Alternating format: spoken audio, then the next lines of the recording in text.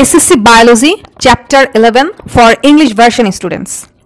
তো আমার এই ভিডিওতে আমি মেইনলি টপিক বাই টপিক আলোচনা করব, যে হচ্ছে সেটার সামারিটা কি এবং সেখান থেকে প্রবাবল বোর্ড কোশ্চেন এর আগে কি আসছে বা ইম্পর্টেন্ট লাইন্সগুলো কি।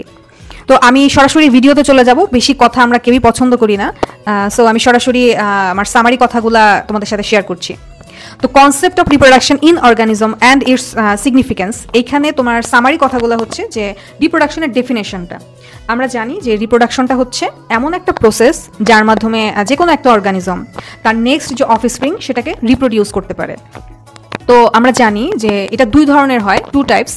একটা হচ্ছে সেক্সুয়াল রিপ্রোডাকশন এবং আরেকটা হচ্ছে অ্যাসেক্সুয়াল রিপ্রোডাকশন।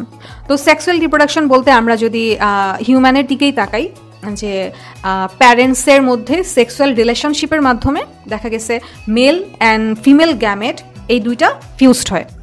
আফটার দ্যাট এটা জাইগোটে কনভার্ট হয়, সেই জাইগোট আস্তে আস্তে মাইটোসিস সেল ডিভিশনের মাধ্যমে একটা টোটাল কমপ্লিট বেবিতে পরিণত হয়, যেটা আমরা দেখতে পাই যে 10 মাস 10 দিন পরে নতুন একটা বাচ্চা পৃথিবীতে আসে। দেন রয়েছে হচ্ছে অ্যাসেক্সুয়াল রিপ্রোডাকশন, এটা হচ্ছে এমন একটা প্রসেস যেখানে একটা অ্যানিম্যাল কিংবা প্ল্যান্টের যে কোনো একটা পার্ট থেকে তার নেক্সট জেনারেশন আসে। যেমন আমরা যদি গাছের কথা বলি, যে কোনো একটা গাছের দেখা গেছে যে ডাল কেটে লাগালে পরবর্তীতে সেখান থেকে নতুন গাছ গ্রো করে। তো অ্যাসেক্সুয়াল রিপ্রোডাকশনটা এরকমই, যে কোনো একটা পার্ট থেকে যদি নেক্সট জেনারেশন আসে সেটাই হচ্ছে অ্যাসেক্সুয়াল রিপ্রোডাকশন। এখন রিপ্রোডাক্টিভ যে সেলগুলো, এই সেলগুলো হচ্ছে প্ল্যান্টে কিভাবে ক্রিয়েট হয়, বা হচ্ছে কোন ধরনের প্ল্যান্টে দুইটাই থাকে, আবার কোন ধরনের প্ল্যান্টে ইন্ডিভিজুয়ালি আলাদা আলাদাভাবে ক্রিয়েট হয়, সেটার উপর ডিপেন্ড করে এটাকে আবার হচ্ছে প্ল্যান্টকে দুইটা ভাগে ভাগ করা যায়। একটা হচ্ছে মনোসিয়াস প্ল্যান্ট এবং আরেকটা হচ্ছে ডায়াসিয়াস প্ল্যান্ট।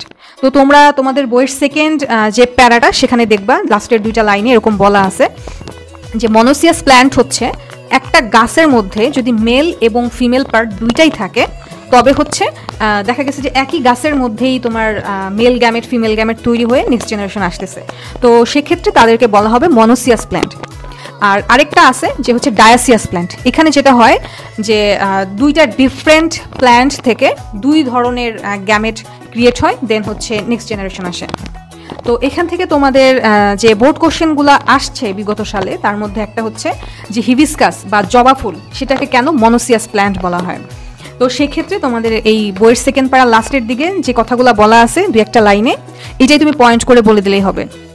যেমন তুমি বলতে পারো যে হিবিস্কাসে কি হয়, তোমার আমরা যদি ছবিটা খেয়াল করি, এখানে দেখবা মেল আর ফিমেল পার্ট দুইটাই কিন্তু একই ফুলের মধ্যেই আছে। তোমরা যদি 230 পাতার কমপ্লিট ফ্লাওয়ারের ছবিটা দেখো, তো হিবিস্কাস ফ্লাওয়ারটা অনেকটা এরকমই। দ্যাটস ওয়াই তোমার হিবিস্কাসকে কি বলা হচ্ছে, মনোসিয়াস প্ল্যান্ট। ওকে, আর তারপরে আরও দুই একটা বোর্ড কোশ্চেন আছে, যেমন যশোর 22-এ আসছে যে মনোসিয়াস এবং ডায়াসিয়াস প্ল্যান্ট এরা কেন ডিফারেন্ট। তারপর হচ্ছে চিরাগাং 23-এ আসছে যে তোমার ডায়াসিয়াস প্ল্যান্ট কি। তারপরে বরিশাল 22-এ আসছে সেম কোশ্চেন যে ডায়াসিয়াস প্ল্যান্ট কি। তো এইখান থেকে মেইনলি এই পেজটা থেকে যদি আমি বলি, তোমরা পড়বা মেইনলি 3টা লাইন মুখস্থ করবা।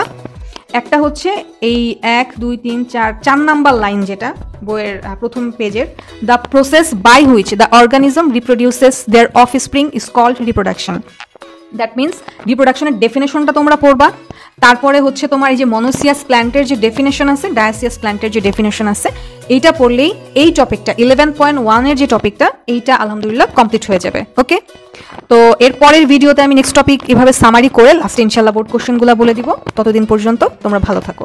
খোদা হাফেজ।